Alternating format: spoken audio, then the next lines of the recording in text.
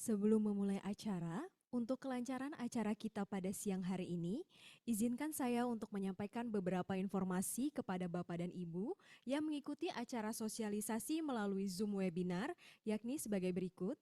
Yang pertama, Bapak Ibu dapat menyampaikan pertanyaan melalui kolom Q&A atau dapat pula menyampaikan secara langsung dengan menggunakan fitur raise hand.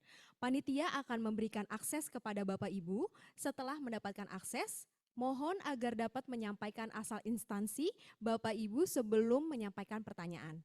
Yang kedua, dalam hal Bapak Ibu terdapat pertanyaan pada saat narasumber memaparkan materi, kami memperkenankan Bapak Ibu untuk dapat melalui Q&A pada saat sesi tanya jawab. Moderator akan membacakan beberapa pertanyaan dari Bapak Ibu untuk nantinya akan dijawab oleh para narasumber. Kemudian Bapak Ibu dapat mengakses materi webinar melalui kolom chat. Terima kasih.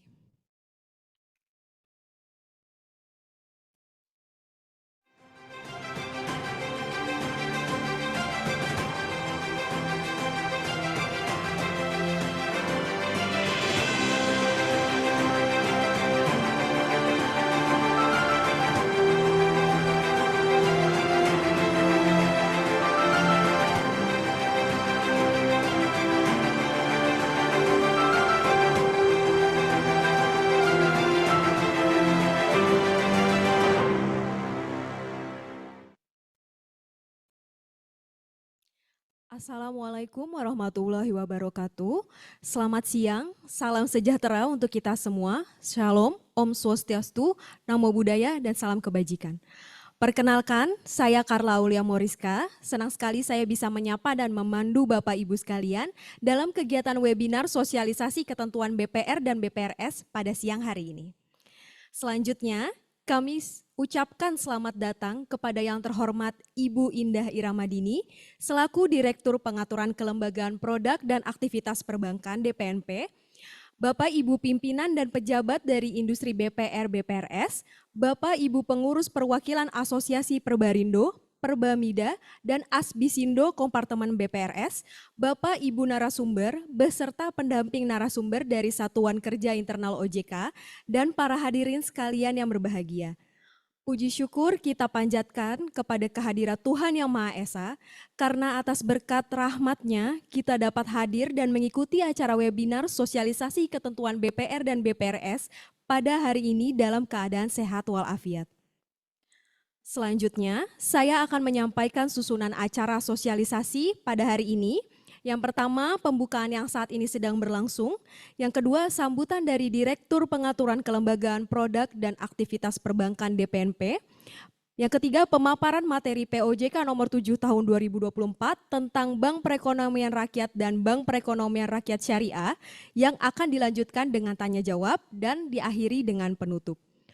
Untuk mengawali kegiatan sosialisasi hari ini, marilah kita dengarkan sambutan dari Ibu Indah Iramadini selaku Direktur Pengaturan Kelembagaan, Produk, dan Aktivitas Perbankan DPNP. Kepada Ibu Indah Iramadini, dipersilahkan.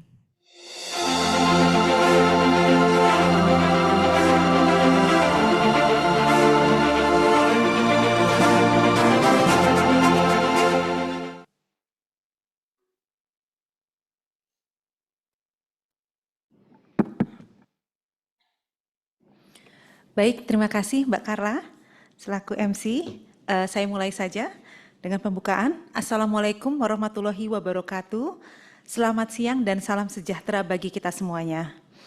Puji syukur tentunya kita panjatkan kepada Tuhan Yang Maha Esa atas berkat dan rahmat-Nya pada siang hari ini. Kita masih diberikan kesempatan untuk dapat mengikuti kegiatan sosialisasi peraturan OJK tentang Bank Perekonomian Rakyat dan Bank Perekonomian Rakyat Syariah atau dikenal dengan POJK tematik kelembagaan BPR dan BPR Syariah. Ucapan terima kasih juga kami sampaikan atas kesediaan dan perkenan waktu Bapak dan Ibu semuanya yang hadir melalui Zoom ini, dari pengurus maupun perwakilan dari asosiasi BPR dan BPRS. Bapak dan Ibu yang saya hormati, POJK tematik kelembagaan BPR BPR Syariah merupakan penyempurnaan atas 3 POJK sebelumnya, yaitu yang pertama POJK nomor 21 tahun 2019 tentang penggabungan, peleburan, dan pengambil alihan BPR dan BPRS. Kemudian yang kedua adalah POJK nomor 62 tahun 2020 tentang Bank Perkreditan Rakyat dan POJK nomor 26 tahun 2022 tentang Bank Pembiayaan Rakyat Syariah.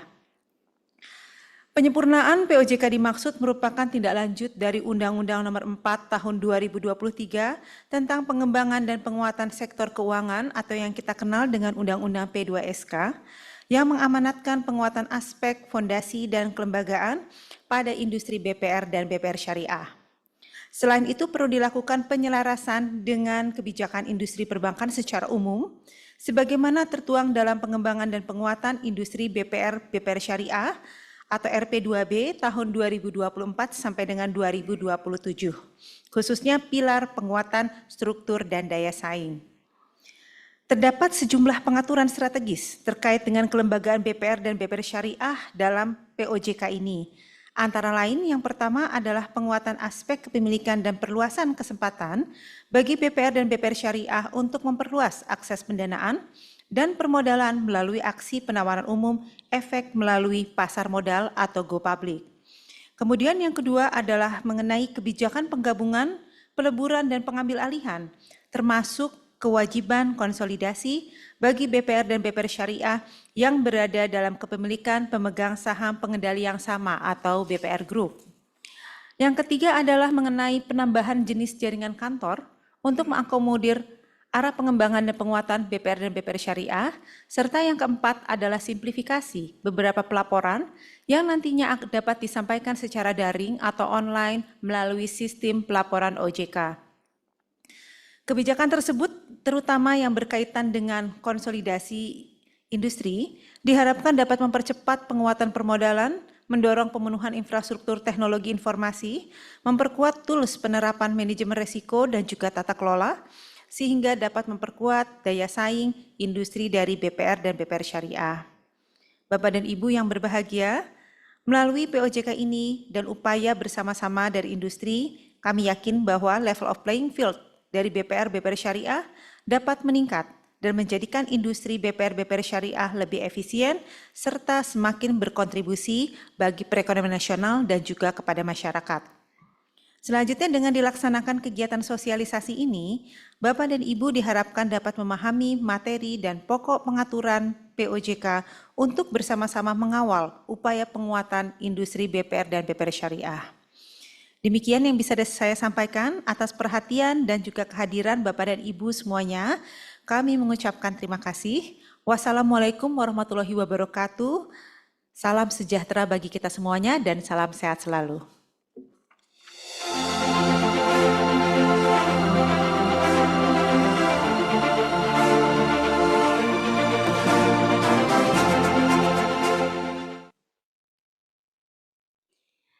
Baik, terima kasih kami ucapkan kepada Ibu Indah Iramadini atas sambutan dan juga arahan yang telah disampaikan. Bapak Ibu, kita langsung saja memasuki inti acara kita pada siang hari ini, yaitu pemaparan materi POJK nomor 7 tahun 2024 tentang Bank Perekonomian Rakyat dan Bank Perekonomian Rakyat Syariah yang akan dilanjutkan dengan tanya jawab. Agar diskusi nantinya berjalan lebih lancar dan komprehensif, sesi ini akan dimoderatori oleh Bapak Randi Brian selaku analis junior Direktorat Pengaturan Kelembagaan Produk dan Aktivitas Perbankan DPNP. Kepada Bapak Randi Brian, kami persilahkan.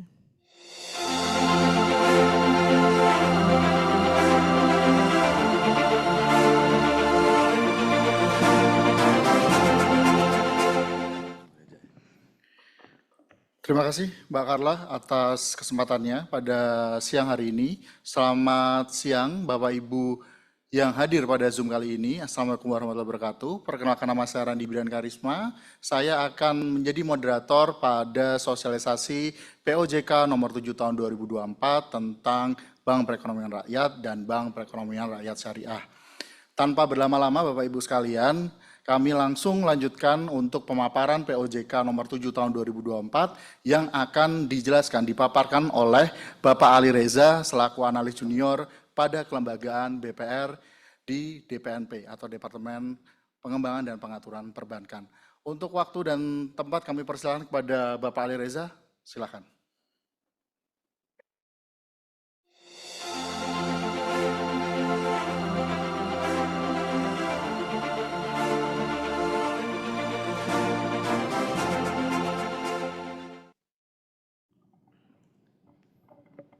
Baik, terima kasih Bapak Randi Brian. Bismillahirrahmanirrahim. Assalamualaikum warahmatullahi wabarakatuh. Selamat siang, salam sejahtera untuk kita semua. Bapak Ibu pemegang saham, pengurus, pejabat dari BPR seluruh Indonesia, serta Bapak Ibu pengurus perwakilan dari asosiasi. Terima kasih telah menghadiri kegiatan sosialisasi POJK 7 tahun 2024 ini. POJK yang memang sudah dinanti juga oleh Bapak Ibu dari industri dan sudah pernah kita sampaikan pembahasan terkait dengan ketentuan dimaksud pada tahun lalu yang memang sebelumnya sudah kami targetkan sebetulnya terbit pada akhir tahun 2023 yang lalu, kemudian karena masih terdapat beberapa pembahasan dan diskusi lebih lanjut dengan industri, juga akhirnya baru bisa terbit di tanggal 30 April 2024. Baik Bapak Ibu, kami langsung saja masuk ke materi utama. Di slide kedua kami akan sampaikan mengenai latar belakang eksekutif summary dari penyusunan POJK ini. POJK 7 2024 ini merupakan salah satu amanat yang diatur di dalam Undang-Undang Perbankan dan juga Undang-Undang Perbankan Syariah, serta harmonisasi yang kami lakukan dengan berlakunya Undang-Undang P2SK. Di dalam Undang-Undang Perbankan dan Undang-Undang Perbankan Syariah diatur beberapa amanat yang secara spesifik menyebutkan kewajiban bagi OJK untuk mengatur mengenai tata cara pendirian, jaringan kantor, kemudian batasan wilayah jaringan kantor, kemudian bagaimana mekanisme pendirian BPR, penggabungan, peleburan, dan pengambil alihan, termasuk juga pengaturan baru mengenai penggabungan LKM dengan BPR, serta mekanisme CIU atas permintaan dari pemegang saham atau self-liquidation. Selain itu, dalam Undang-Undang P2SK juga terdapat beberapa hal yang kami harmonisasikan terkait dengan bentuk badan hukum, kemudian upaya penguatan permodalan dan pendanaan BPR melalui aksi penawaran umum atau go public, serta Undang-Undang OJK yang disempurnakan dalam Undang-Undang P2SK yang mengamanatkan kewenangan OJK untuk memerintahkan industri perbankan dalam melakukan konsolidasi. Selain dari amanat undang-undang, kami juga berupaya untuk menyelaraskan dengan kebijakan yang sudah ditetapkan dan kemudian dituangkan di dalam roadmap pengembangan BPR dan BPRS 2024-2027. Kami melakukan beberapa penyempurnaan dan penyelarasan dengan kebijakan konsolidasi seperti penyempurnaan mengenai jenis jaringan kantor, kemudian penguatan daya saing dan permodalan melalui konsolidasi terutama bagi BPR, BPRS Group, kemudian peningkatan efisiensi penyampaian pelaporan secara daring, baik laporan nantinya bulanan maupun laporan insidental. Berdasarkan latar belakang tersebut, kemudian kami melakukan penyempurnaan terhadap 3 POJK menjadi 1 POJK. 3 POJK yang tadi sudah disebutkan oleh Ibu Indah, ada POJK 21 2019, POJK 62 2020, kemudian POJK 26 2022 yang terdiri dari 33 bab total dari ketiga POJK dimaksud. Kemudian 359 pasal itu kami coba sederhanakan menjadi 1 POJK yang terdiri dari 13 bab dan 155 pasal yang kami harapkan ini menjadi penyederhanaan gitu ya dan memudahkan Bapak Ibu baik dari industri BPR maupun BPR Syariah untuk memahami ketentuan mengenai institusi atau kelembagaan BPR BPRS. Kami berharap bahwa penerbitan POJK ini dapat memperkuat struktur dan permodalan serta tentunya melalui kebijakan untuk mengakselerasi konsolidasi dan juga mendorong penguatan dan performa dari BPR BPRS tersebut. Di slide ketiga kami coba paparkan mengenai 13 bab dari POJK 7 2024 ini.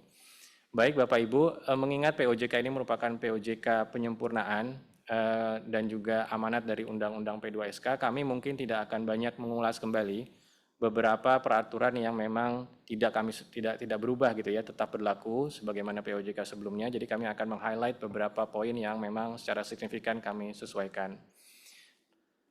Kami lanjut ke bab pertama, ada beberapa penyesuaian mengenai definisi dan juga nomenklatur yang memang kami sesuaikan, terutama penambahan definisi mengenai jaringan kantor baru bagi BPR, yaitu kantor wilayah dan juga sentra keuangan khusus. Selain itu kami juga menyempurnakan definisi mengenai penggabungan, sebagaimana tadi kami sampaikan ada entitas baru yang bisa bergabung dengan BPR yaitu LKM. Kami lanjut ke slide berikutnya di bab kedua, Bapak Ibu, mengenai pendirian BPR atau BPR Syariah. Mengenai pendirian BPR, BPRS, dapat kami sampaikan bahwa bagaimana cara bagi seseorang atau industri untuk bisa masuk ke dalam industri BPR ini ada beberapa pintu. Pertama adalah pendirian baru yang dimohonkan oleh calon PSP yang harus menyampaikan modal di store pendirian. Ada pula mekanisme pendirian BPR melalui perubahan izin usaha. Ada perubahan izin usaha dari bank umum konvensional menjadi BPR atau BPRS. Ada pula dari bank umum syariah menjadi BPR syariah. Ada dari BPR menjadi BPR syariah yang ini diatur tersendiri di dalam POJK mengenai kegiatan usaha bank konvensional menjadi bank syariah atau POJK konversi. Ada pula pintu masuk menjadi BPR melalui transformasi LKM yang diatur secara tersendiri.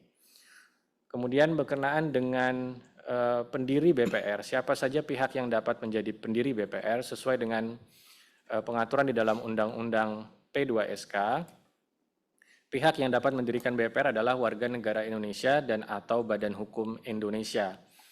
Yang dimaksud dengan Badan Hukum Indonesia sebagaimana dijelaskan dalam penjelasan Undang-Undang P2SK termasuk di dalamnya adalah pemerintah daerah.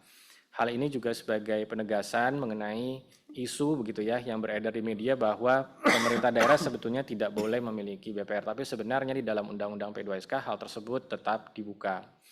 Kemudian pengaturan mengenai pendiri BPR tersebut merupakan penegasan juga ya, dan ini penyelarasan juga dengan diperkenankannya BPR untuk melakukan aksi go public yang nanti akan kita bahas di slide selanjutnya.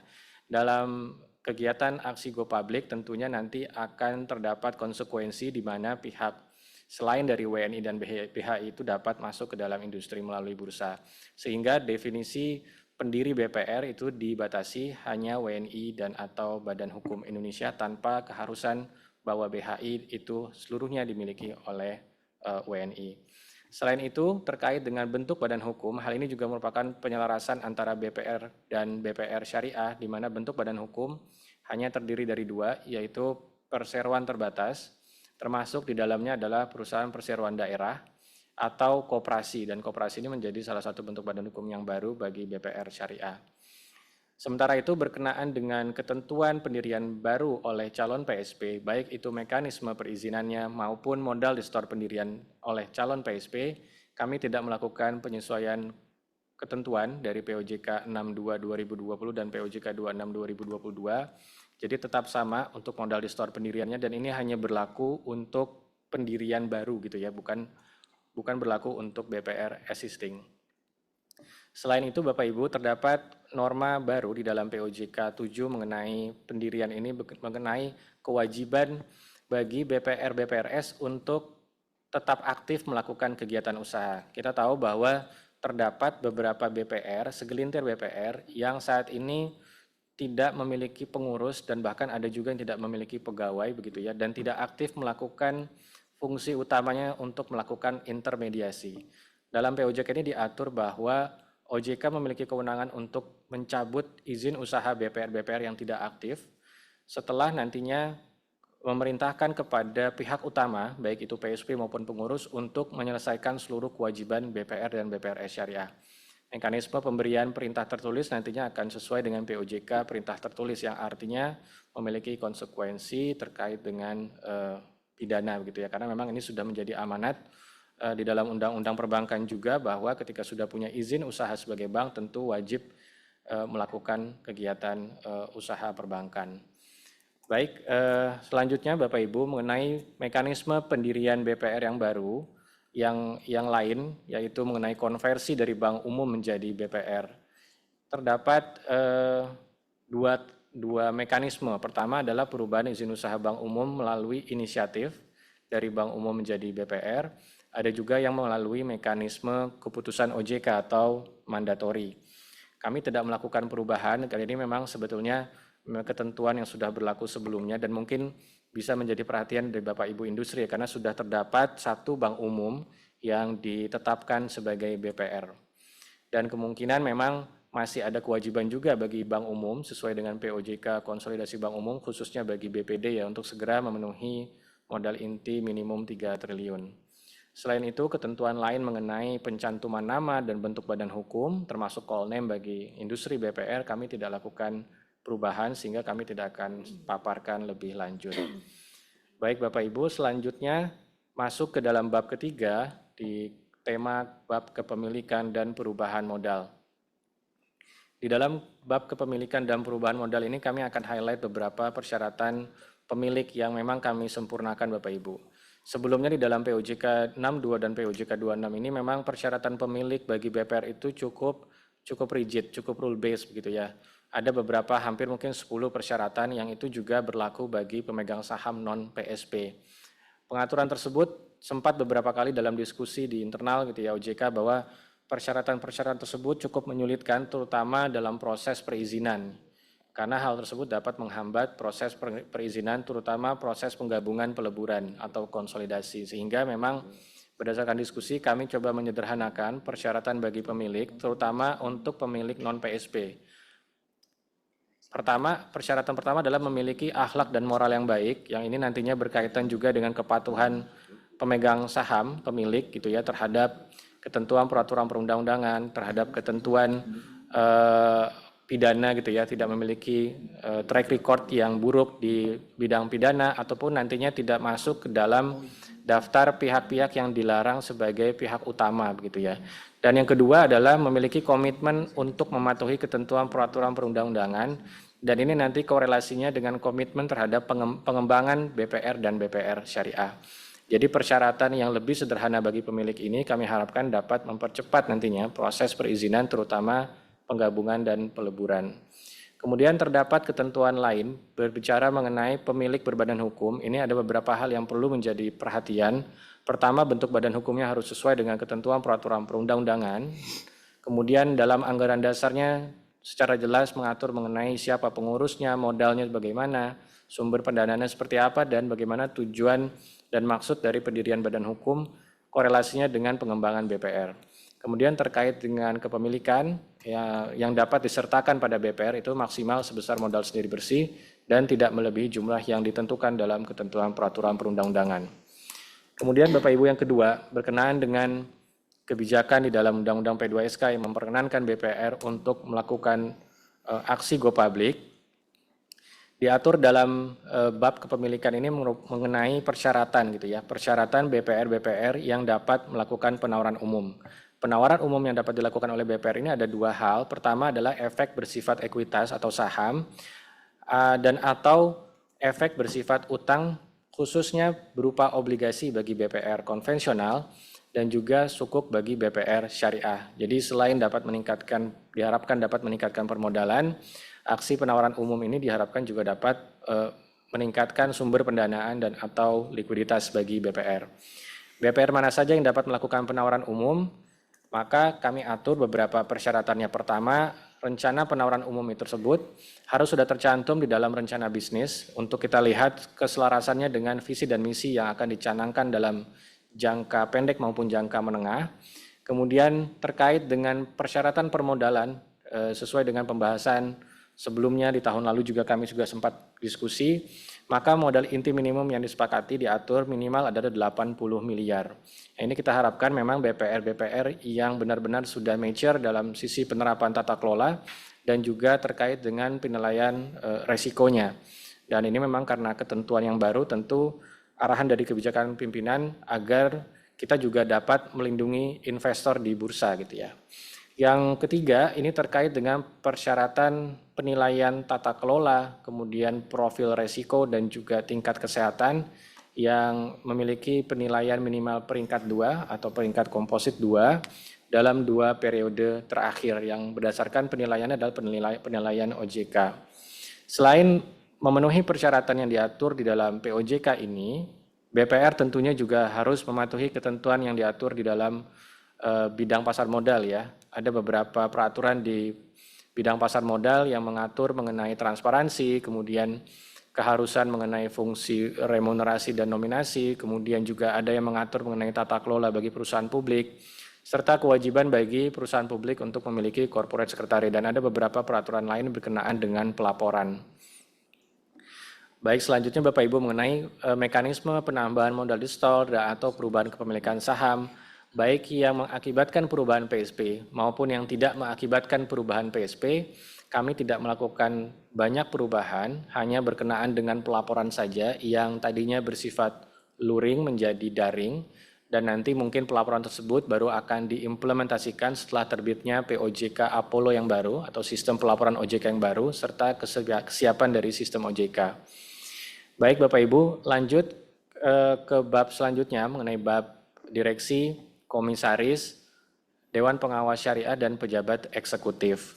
Berkenaan dengan ketentuan mengenai pengurus dan pejabat eksekutif BPR dan BPRS, kami tidak melakukan banyak perubahan, justru kami melakukan penyelarasan dengan pengaturan yang diatur dalam POJK Tata Kelola.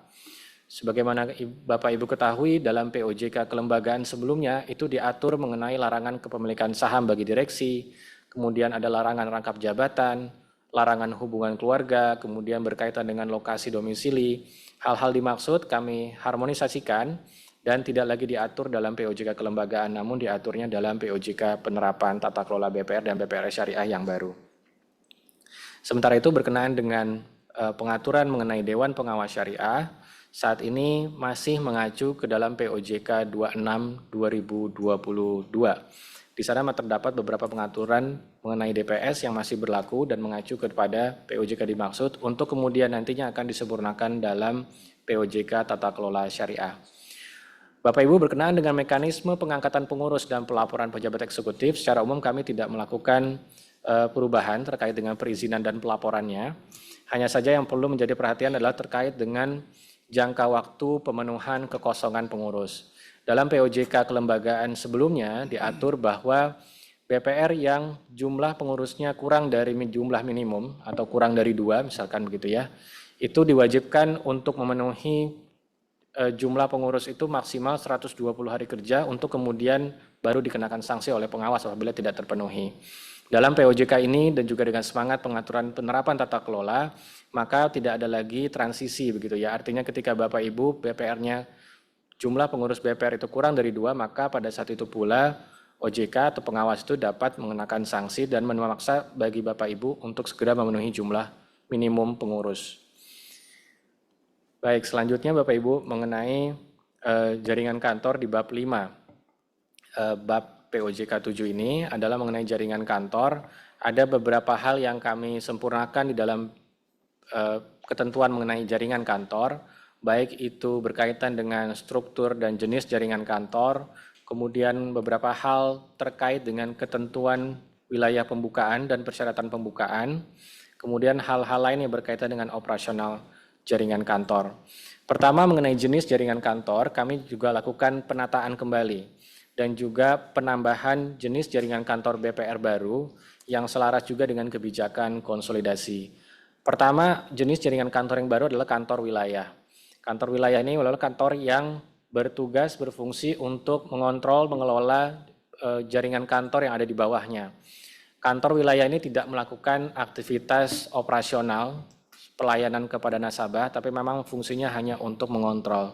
Apakah semua BPR menjadi harus memiliki kanwil? Tentu tidak. Jadi memang ini jenis jaringan kantor yang kami intensinya maksudnya adalah untuk mengakomodasi kebijakan konsolidasi ketika nantinya BPR memiliki wilayah operasional lebih dari satu provinsi. Kemudian jenis jaringan kantor lain yang baru adalah SKK atau Sentra Keuangan Khusus, yang merupakan jenis jaringan kantor baru yang coba kami propose dalam POJK ini sebagai sebuah alternatif jaringan kantor untuk bisa memperluas dan mempercepat pelayanan penghimpunan dan penyaluran dana kepada masyarakat. Selain itu Bapak Ibu, mengenai wilayah pembukaan jaringan kantor dapat kami sampaikan bahwa BPR hanya dapat melakukan pembukaan jaringan kantor dalam satu wilayah provinsi. Jika dibandingkan dengan POJK sebelumnya, BPR itu dapat melakukan pembukaan jaringan kantor itu di kabupaten kota di provinsi yang bersebelahan. Namun dalam POJK ini selaras juga dengan penjelasan dalam Undang-Undang P2SK yang mengharuskan BPR memiliki wilayah terbatas, kemudian juga selaras juga dengan kebijakan konsolidasi, maka kami perlu menata kembali bahwa secara default BPR dan BPRS memiliki wilayah itu hanya satu provinsi saja. Untuk kemudian nanti dalam proses perluasan wilayah hanya dapat dilakukan melalui penggabungan atau peleburan yang nanti akan kami sampaikan pada slide selanjutnya. Selain itu Bapak Ibu, terkait dengan pembukaan kantor, kami juga menekankan message mengenai kewajiban bagi BPR untuk mengutamakan penyaluran kredit dan pembiayaan bagi usaha mikro, kecil, dan menengah. Memang belum ada norma-norma yang berbicara mengenai kewajiban begitu ya, namun ini menjadi message penting karena memang sesuai dengan roadmap bahwa BPR itu harus mengutamakan penyaluran kredit pembiayaan kepada UMKM. Baik Bapak Ibu, lanjut ke slide selanjutnya mengenai mekanisme perizinan bagi jaringan kantor. Tadi sudah kami sampaikan bahwa terdapat jenis jaringan kantor baru yaitu Kanwil dan sentra keuangan khusus yang mekanisme pembukaan, pemindahan, perubahan status, dan penutupannya akan mengikuti masing-masing dari perizinan yang sudah ada. Kantor wilayah dan sentra keuangan khusus memiliki mekanisme pembukaan yang sama seperti kantor cabang yaitu perizinan, dengan jangka waktu perizinan di OJK maksimal 30 hari kerja.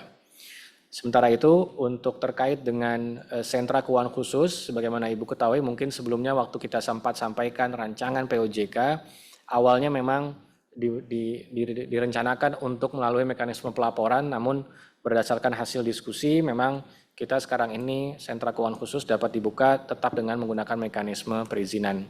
Mengapa demikian? Karena kita tahu bahwa sentra keuangan khusus dapat melakukan layanan kepada masyarakat itu melalui dua jenis saja gitu ya, antara dua ini, yaitu penghimpunan dana saja atau penyaluran dana saja. Dan kedua layanan ini dapat dilakukan dalam siklus secara utuh gitu ya, arti dari mulai proses penerimaan permohonan, penerimaan kas, maupun sampai dengan persetujuan penghimpunan maupun persetujuan penyaluran dana.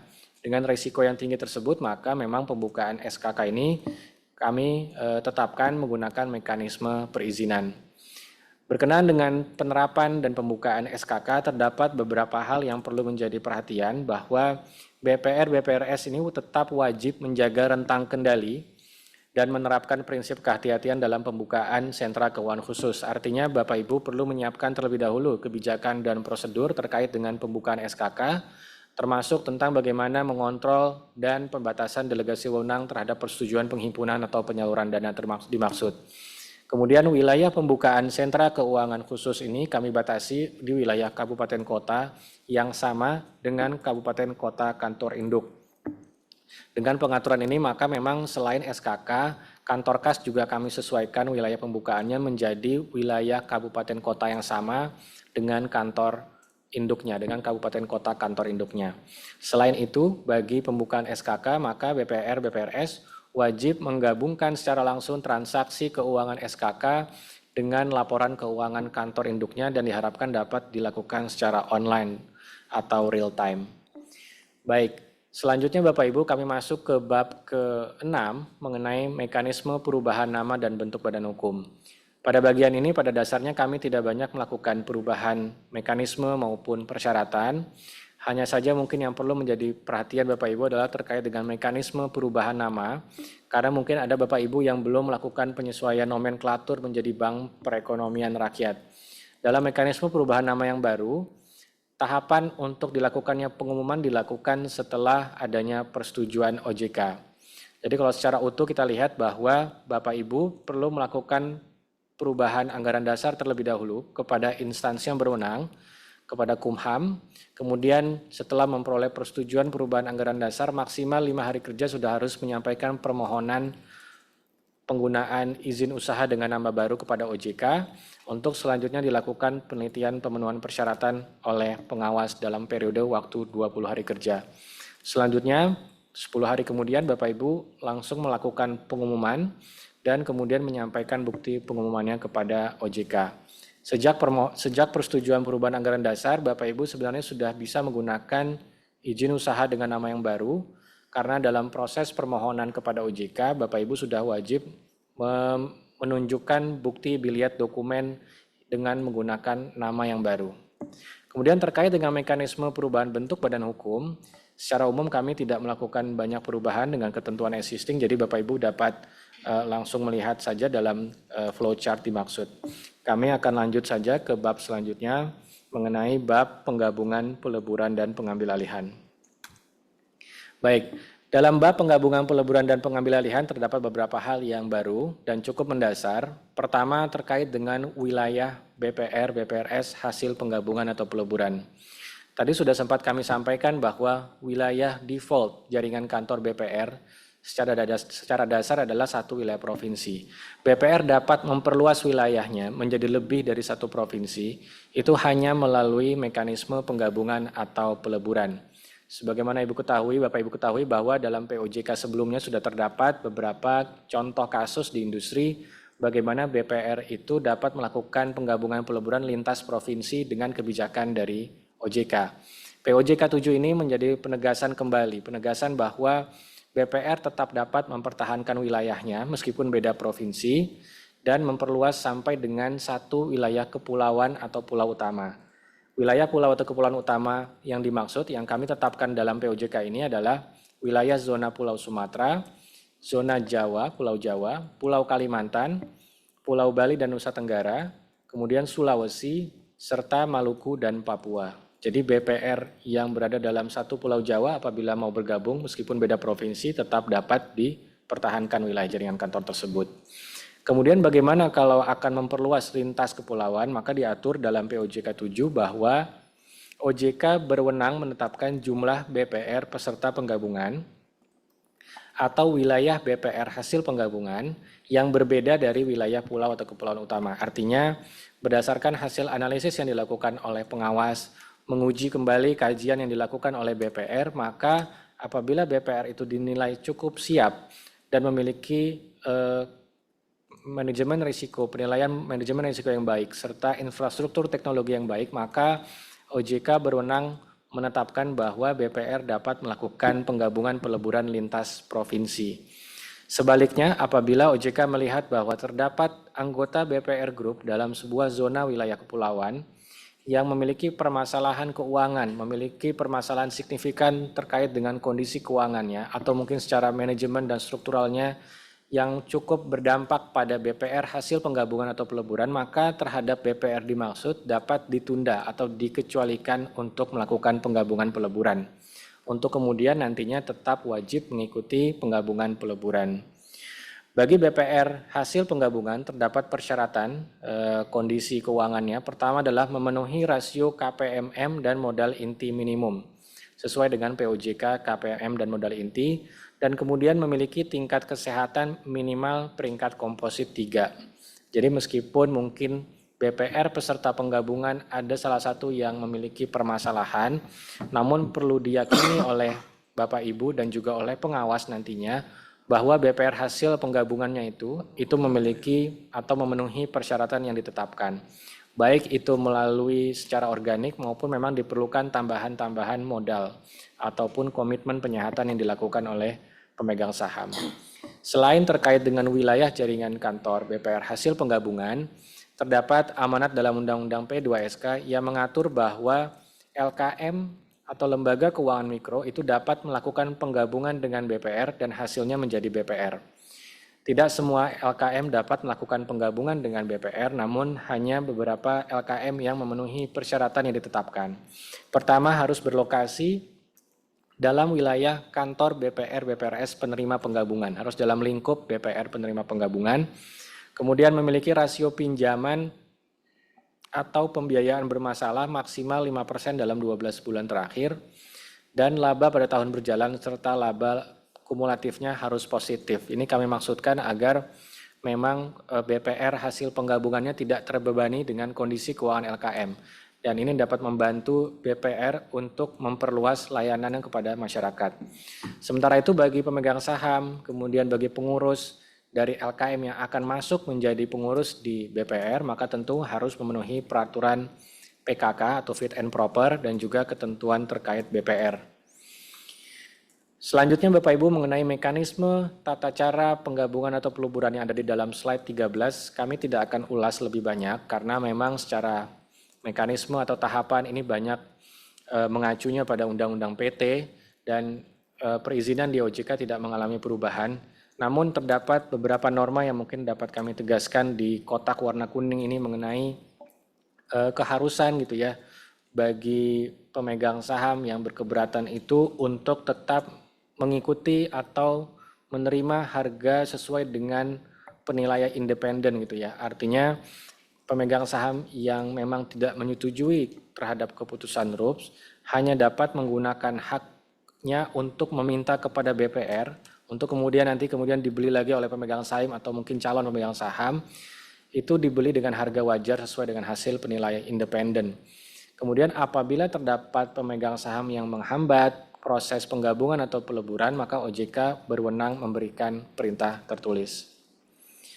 Selanjutnya Bapak Ibu mengenai mekanisme akuisisi di slide 14 mengenai pengambil alihan.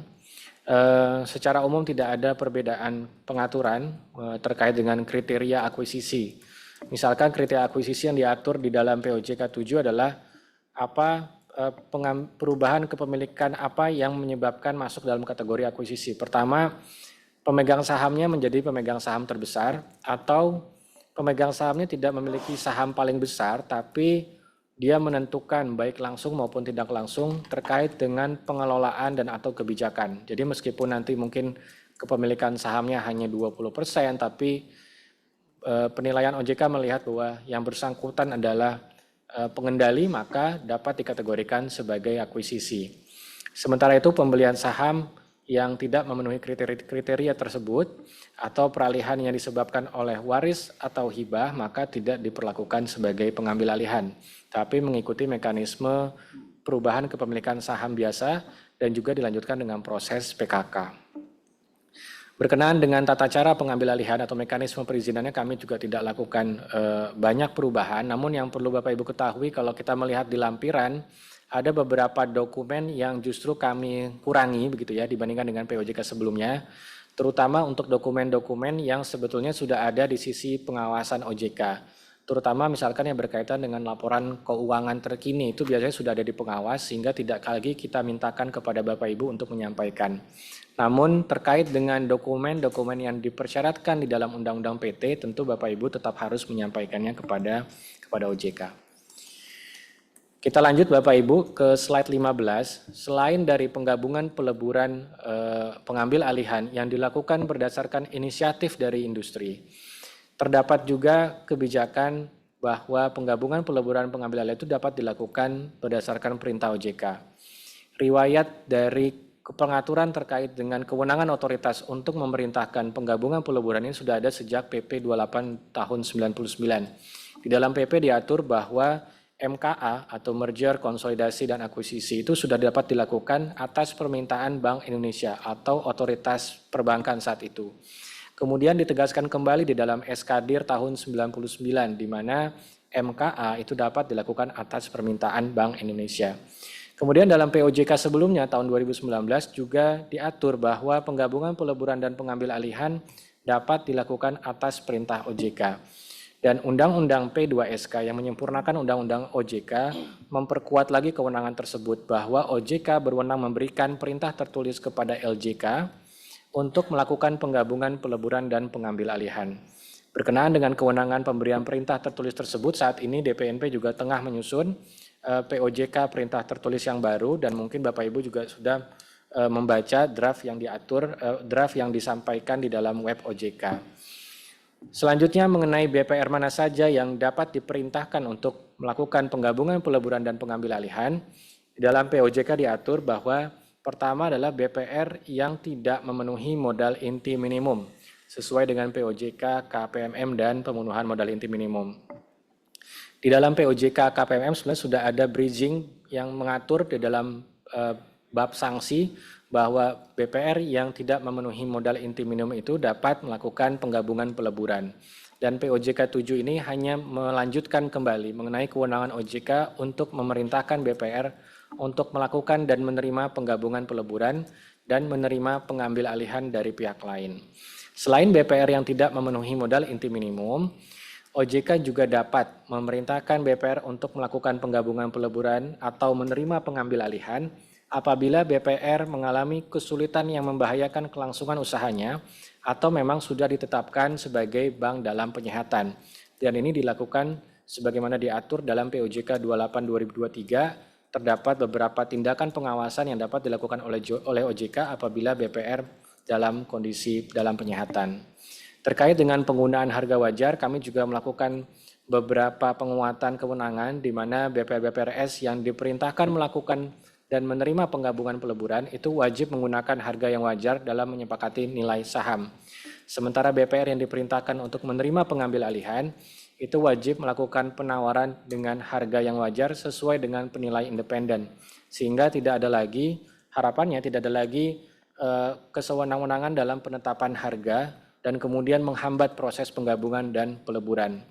Perintah tertulis tidak hanya berkaitan dengan entitas, tapi juga terhadap pemegang saham, PSP, direksi, atau komisaris yang menghambat proses penggabungan, peleburan, dan pengambil alihan. Dan OJK akan mengeluarkan perintah tertulis sesuai dengan POJK perintah tertulis. Misalkan ada upaya untuk menunda gitu ya, atau memperlama proses permohonan, proses penyusunan rancangan gitu ya, maka OJK berwenang memberikan perintah tertulis. Baik, selanjutnya Bapak Ibu, di slide 16, ini merupakan menjadi salah satu mungkin contoh bagaimana penerapan penggabungan peleburan berdasarkan perintah OJK yang diatur dalam bab konsolidasi BPR atau BPR syariah. Di dalam pasal 130 diatur bahwa BPR-BPRS dalam kepemilikan dan atau pengendalian PSP yang sama dalam satu wilayah pulau atau kepulauan utama wajib melakukan konsolidasi melalui penggabungan atau peleburan. Jadi kewajiban konsolidasi dalam bab ini merupakan kewajiban bagi BPR-BPRS Group. Bukan hanya dilihat dari kepemilikan PSP, tapi juga bagaimana PSP itu melakukan pengendalian terhadap BPR-BPR yang dimilikinya, baik secara langsung maupun tidak langsung. Penggabungan atau peleburan ini dikecualikan terhadap BPR dan BPR syariah dalam kepemilikan dan atau pengendalian PSP yang sama. Jadi Bapak Ibu PSP yang memiliki BPR konvensional maupun BPR syariah pada saat yang sama tetap dapat mempertahankan layanan konvensional maupun layanan syariahnya. Kemudian berkenaan dengan kewenangan OJK untuk memperluas wilayah BPR hasil konsolidasi menjadi lintas kepulauan gitu ya. Atau mungkin tadi melihat dulu BPR-BPR mana saja yang mengalami permasalahan keuangan, OJK berwenang menetapkan jumlah BPR peserta penggabungan atau wilayah BPR hasil penggabungan peleburan yang berbeda sebagaimana telah kami sampaikan sebelumnya. Sebagai contoh Bapak Ibu, di slide bagian kanan atas ini ada contoh ilustrasi bagaimana ada 4 BPR di zona Pulau Jawa, BPR A, BPR B, BPR C, dan BPRD yang dimiliki oleh Tuan X. BPR A dimiliki oleh Tuan X melalui PT X, yang dimana Tuan X merupakan pengendali. Ini artinya BPR A dikendalikan gitu ya melalui PT X dari Tuan X gitu ya. Kemudian BPR B ini merupakan BPR yang sebetulnya secara persentasenya bukan PSP, tapi berdasarkan penilaian OJK, Tuan X melakukan pengendalian terhadap BPRB. Sebagaimana kita ketahui, PSP dimungkinkan juga kurang dari 25% namun terbukti melakukan pengendalian. Kemudian BPRC dan BPRD, Tuan X secara jelas memiliki persentase saham di atas 25%. Oleh karena itu, BPRA, BPRB, BPRC, dan BPRD ini terkena kewajiban konsolidasi di zona Pulau Jawa. Kemudian untuk Tuan Y, karena tadi Tuan Y memiliki BPRE konvensional dan BPRF yang syariah, maka terhadap kedua BPR dimaksud pada dasarnya Tuan Y tidak diwajibkan untuk melakukan konsolidasi. Namun demikian, Tuan Y tetap diperkenankan gitu ya, apabila misalkan ingin menghijrahkan BPR konvensional BPRE-nya itu menjadi BPR syariah. Kemudian berkenaan dengan batas waktu konsolidasi yang sebelumnya di dalam rancangan POJK sebelumnya kami tetapkan di akhir tahun 2025. Dalam POJK 7 kami sesuaikan bahwa batas waktunya paling lama adalah 2 tahun sejak POJK mulai berlaku. Bagi BPR non-Pemda artinya batas waktunya menjadi 30 April 2026. Kemudian bagi BPR milik Pemda ini sedikit lebih lama, yaitu 1 tahun, paling lama 3 tahun atau 30 April 2025. Untuk memastikan bahwa konsolidasi BPR dan BPRS Syariah ini dapat berjalan dengan baik sesuai dengan target yang ditetapkan, maka bagi BPR-BPRS Group wajib menyampaikan dan menyusun dan menyampaikan rencana tindak paling lama 4 bulan setelah POJK mulai berlaku, yaitu jatuhnya nanti pada tanggal 30 Agustus 2024. BPR juga wajib melaporkan pelaksanaan perkembangan action plan yang disampaikan secara triwulanan atau lebih cepat bulanan misalkan berdasarkan permintaan OJK. Apa saja yang disampaikan dalam action plan? Antara lain mengenai timeline, tahapan persiapan, proyeksi waktu, kemudian bagaimana langkah-langkah yang perlu dilakukan dalam memastikan bahwa nanti BPR hasil penggabungan peleburannya itu dapat sehat. Misalkan terkait dengan persiapan penataan sumber daya manusia, kemudian penyelarasan terkait dengan infrastruktur dan teknologi, juga bagaimana pendekatan terhadap pemegang saham minoritas dan seterusnya. Kemudian proyeksi indikator dan rasio keuangan utama setiap BPR secara periodik yang disusun sampai dengan perkiraan waktu penyelesaian konsolidasi. Bapak Ibu, kebijakan konsolidasi BPR dan BPRS Syariah ini merupakan kebijakan lanjutan dari OJK bahkan dari otoritas sebelumnya terkait dengan konsolidasi industri perbankan. Oleh karena itu kita berharap bahwa kebijakan konsolidasi ini dapat terus berlanjut meskipun batas waktu konsolidasi yang 2 atau 3 tahun ini sudah berakhir. Oleh karena itu kami atur di dalam pasal 133 mengenai konsolidasi yang berkelanjutan di mana apabila PSP memiliki dan atau mengendalikan BPR dalam satu wilayah pulau atau kepulauan utama setelah batas waktu konsolidasi, maka PSP beserta dengan BPR yang dimilikinya itu wajib melakukan penggabungan peleburan paling lama 1 tahun setelah terpenuhinya kondisi BPR Group dalam satu wilayah zona pulau atau kepulauan utama. Artinya sampai kapanpun sebetulnya tidak boleh ada lagi PSP yang memiliki lebih dari 1 BPR dalam satu zona pulau atau kepulauan utama yang ditetapkan.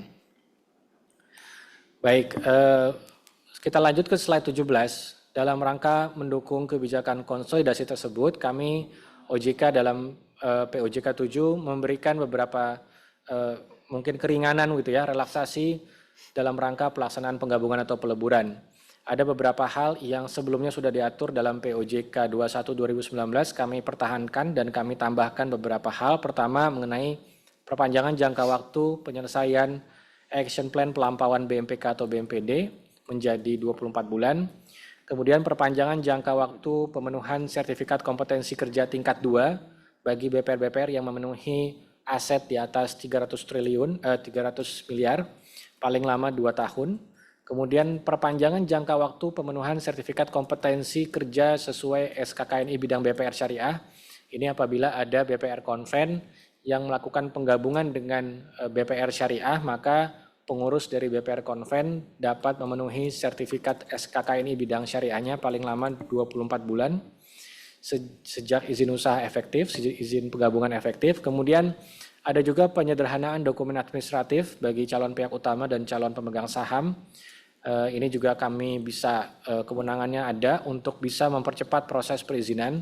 Kemudian yang terakhir adalah berkenaan dengan proses penggabungan peleburan, yaitu penangguhan pembebanan biaya berkenaan dengan pelaksanaan konsolidasi, antara lain biaya konsultan, biaya audit, kemudian biaya notaris, biaya pengumuman yang seluruh biaya tersebut relatif cukup besar ditanggung oleh BPR yang melakukan konsolidasi sehingga dapat ditangguhkan. Untuk selanjutnya pembebanannya dapat dilakukan secara langsung sekaligus atau dilakukan amortisasi paling lama 24 bulan sejak izin usaha penggabungan atau peleburan berlaku efektif.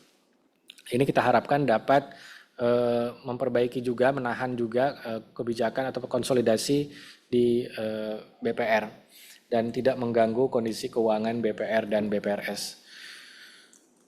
Baik, selanjutnya di slide 18 Bapak Ibu, ini merupakan ilustrasi saja dari apa yang telah kami sampaikan bahwa tanggal 30 April kemarin POJK sudah berlaku dan sudah wajib Bapak Ibu untuk menyusun action plan dan wajib disampaikan 30 Agustus. 2024, kemudian selama periode 2 tahun untuk BPR non-Pemda, maka dilakukan proses konsolidasi dan diharapkan dapat tuntas baik dari sisi legal maupun dari sisi operational consolidation-nya, dan periode tersebut merupakan periode bagi OJK untuk menganalisis action plan, memastikan bahwa setiap tahapan yang dicantumkan dalam action plan dapat berjalan dengan baik, dan juga ada periode-periode pengenaan sanksi administratif. Dan selama periode tersebut, maka biaya-biaya yang terkait dengan konsolidasi dapat ditangguhkan sampai dengan izin gabung leburnya dikeluarkan oleh OJK. Kemudian selama periode 2 tahun tersebut, apabila terdapat penambahan BPRS Group, gitu ya, anggota BPRS Group, maka diberikan perpanjangan jangka waktu paling lama 1 tahun, sehingga totalnya nantinya proses konsolidasi dapat menjadi 3 tahun, sama seperti BPR milik Pemda. Baik Bapak Ibu, kita lanjut bab berikutnya mengenai bab sinergi BPR dan BPR Syariah. Bab sinergi BPR dan BPR Syariah merupakan ketentuan yang sudah berlaku sebelumnya di POJK 26/2022 tentang BPRS. Namun kami di POJK BPR kami coba merge, gitu ya, dan ini berlaku juga bagi BPR konvensional, di mana mengatur mengenai sinergi antara BPR dengan bank umum dalam satu kepemilikan yang sama, ataupun BPR dengan BPR lain yang dimiliki oleh bank umum yang sama. Dalam proses sinergi perbankan tersebut, maka terhadap para pihak itu wajib melakukan dan menyusun perjanjian kerjasama yang mencakup mengenai siapa saja para pihaknya, kemudian tujuan dan ruang lingkupnya, kemudian jangka waktu sinerginya, serta hak dan kewajiban harus dituangkan secara jelas di dalam perjanjian kerjasama. Kemudian terdapat beberapa kewajiban pelaporan terkait dengan sinergi perbankan, dimulai dari sejak perjanjian kerjasama dilakukan, kemudian apabila terjadi perubahan perjanjian kerjasama, sampai dengan penghentian perjanjian kerjasama. Saya pikir tidak akan kami sampaikan secara detail terkait dengan sinergi perbankan. Kemudian selanjutnya Bapak Ibu di bab ke-10, pengaturan mengenai CIU atau cabut izin usaha atas permintaan pemegang saham atau self liquidation, terdapat beberapa hal yang kami sesuaikan. Pertama, terkait dengan kriteria BPR yang dapat melakukan self liquidation. Jika sebelumnya di POJK sebelumnya kita atur bahwa BDPI atau BPR dalam pengawasan intensif itu dapat mengajukan self liquidation apabila jangka waktu PDP-nya masih bersisa 6 bulan. Dalam POJK ini yang dapat melakukan self liquidation hanyalah BPR-BPR yang berada dalam status pengawasan normal, sesuai dengan POJK Exit Policy. Kemudian berkaitan dengan mekanisme perizinan self-liquidation, kami tidak lakukan banyak perubahan atau penyesuaian, hanya saja terdapat beberapa hal yang perlu kami tegaskan terkait dengan permintaan jumlah dana escrow yang harus disediakan oleh pemegang saham. Apabila aset lancar dari BPR atau BPR syariah tersebut lebih besar dari total seluruh kewajiban maupun kewajiban kepada negara ataupun kewajiban lain kepada otoritas seperti LPS, begitu ya, maka BPR atau BPR syariah tidak wajib menempatkan dana escrow. Jadi memang nantinya perlu dilihat dulu mengenai proyeksi arus kas dari BPR tersebut. Apabila mencukupi, maka tidak perlu ada tambahan dana dari pemegang saham. Selanjutnya di bab terakhir, di slide terakhir, mengenai ketentuan lain-lain peralihan dan penutup. Di dalam ketentuan lain-lain, kami coba menegaskan dan melanjutkan amanat yang ada dalam Undang-Undang P2SK mengenai kewajiban untuk melakukan perubahan nomenklatur. Sesuai undang-undang dilakukan paling lama 2 tahun, jadi Bapak Ibu yang mungkin BPR-nya belum melakukan perubahan nomenklatur, perlu segera melakukan perubahan nomenklatur dengan mekanisme perubahan nama. Jadi sudah harus dipersiapkan juga mengenai dokumen biliet, warkat, dan seterusnya dengan nama baru.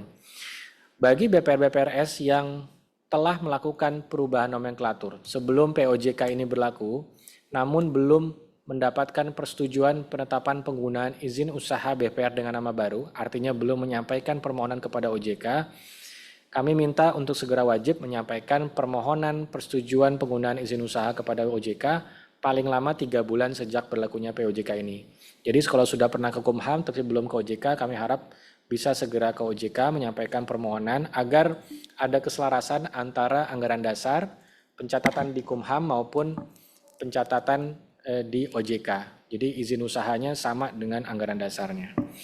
Kemudian terkait dengan perubahan bentuk badan hukum, ini juga perlu menjadi perhatian khususnya bagi BPR-BPR milik pemerintah daerah tentang kewajiban untuk melakukan penyesuaian bentuk badan hukum menjadi PT atau koperasi, atau mungkin lebih tepatnya menjadi perseroda bagi perusahaan daerah atau perusahaan umum daerah, wajib melakukan perubahan bentuk badan hukum paling lama 3 tahun sejak undang-undang diundangkan, sejak undang-undang berlaku, dan menggunakan mekanisme perubahan bentuk badan hukum. Dan nanti dalam POJK 7 diatur beberapa sanksi administratif apabila tidak dilakukan perubahan nomenklatur atau bentuk badan hukum sesuai dengan jangka waktu yang ditetapkan.